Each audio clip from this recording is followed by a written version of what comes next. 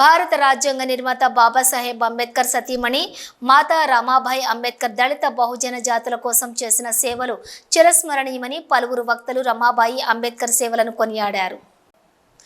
All India Ambedkar యువజన సంఘం తెలంగాణ అంబేద్కర్ భవన నిర్మాణ కమిటీ చారిటబుల్ ట్రస్ట్ ఆధ్వర్యంలో సోమవారం గోదావరి ఖని పట్టణంలో తెలంగాణ అంబేద్కర్ ట్రస్ట్ భవన్లో జరిగిన మాతా రమాబాయి అంబేద్కర్ 89వ వర్ధంతి కార్యక్రమంలో పలువురు పాల్గొని మాతా రమాబాయి అంబేద్కర్ చిత్రపటానికి పూలమాలలు వేసి ఘనంగా నివాళులు అర్పించారు. అనంతరం వారు మాట్లాడుతూ మాతా రమాబాయి అంబేద్కర్ భారతదేశంలోని దళిత బహుజనుల హక్కులు ఆత్మ గౌరవం కోసం తన కుటుంబాన్ని బలిదానం చేశారన్నారు. ముగ్గురు కొడుకులు ఒక కూతురు, తాను తన భర్త డాక్టర్ అంబేద్కర్ భారతదేశ అణగారిన వర్గాల కోసం కుటుంబాన్ని కోల్పోయిన త్యాగశీలి మాతృమూర్తి మాతా రమాబాయి అంబేద్కర్ అని అన్నారు. రమాబాయి అంబేద్కర్ కష్టపడి పనిచేయటం మూలంగానే బాబాసాహెబ్ అంబేద్కర్ ఉన్నత చదువులు చదవటానికి అవకాశం లభించింది అన్నారు.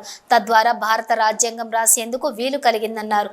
రమాబాయి అంబేద్కర్కు అన్ని వర్గాల ప్రజలు కూడా రుణపడి ఉన్నారన్నారు. దళితులు అణగారిన వర్గాల ఆత్మ గౌరవం హక్కుల కోసం మాతా రమాబాయి అంబేద్కర్ చూపిన మార్గంలో ప్రతి ఒక్కరూ ప్రయాణించాలని వారు పిలుపునిచ్చారు.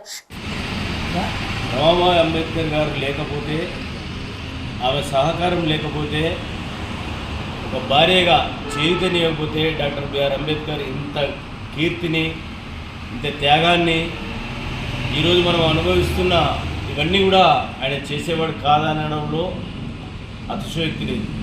ఎందుకంటే ఏ భార్యనైనా కానీ తన పిల్లల కంటే ఎక్కువ ఏది చూసుకోదు, కానీ తన పిల్లల ఆరోగ్యాన్ని కూడా కాదనకుండా తన దగ్గరున్న కొంత డబ్బును అంబేద్కర్ గారికి పంపిస్తూ ఆయన చదువుకు, ఆయన నిర్దేశించిన లక్ష్యాన్ని నెరవేర్చడంలో ఆమె చేసిన కృషి చాలా ఆదర్శప్రాయం.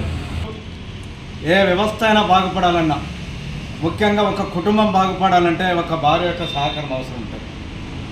ఒక మగవాడి యొక్క అభివృద్ధి వెనుక, ఒక మగవాడి యొక్క డెవలప్మెంట్ వెనుక ఒక స్త్రీ ఉంటుంది. ఆ స్త్రీయే భార్య.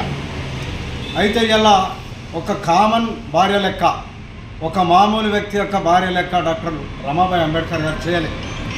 వారు ఏం చేశారంటే ఈ యొక్క సమాజాన్ని, ఈ యొక్క బడుగు బలహీన వర్గాలు, ఆర్థికంగా రాజకీయంగా విద్యా ఉద్యోగ రంగాల్లో వెనుకబడినటువంటి నిమ్న వర్గాలు ఏవైతే ఉన్నాయో వాళ్ళ యొక్క అభ్యున్నతి కోసం పాటుపడుతున్నటువంటి డాక్టర్ బాబాసాహెబ్ అంబేద్కర్ యొక్క అనువనువన ఆయన యొక్క వెన్నంటి తట్టి నువ్వు వెళ్ళి నువ్వు నడువు, నీ వెనుక మేమున్నాం, ఆ తర్వాత ఈ దేశ ప్రజలు ఉంటారని చాటి చెప్పి డాక్టర్ బాబాసాహెబ్ అంబేద్కర్ని నడిపించడం వల్లనే ఇలా డాక్టర్ బాబాసాహెబ్ అంబేద్కర్ ఇతర దేశాలకు పోయి మరి డిగ్రీలు చేయగలిగిండు.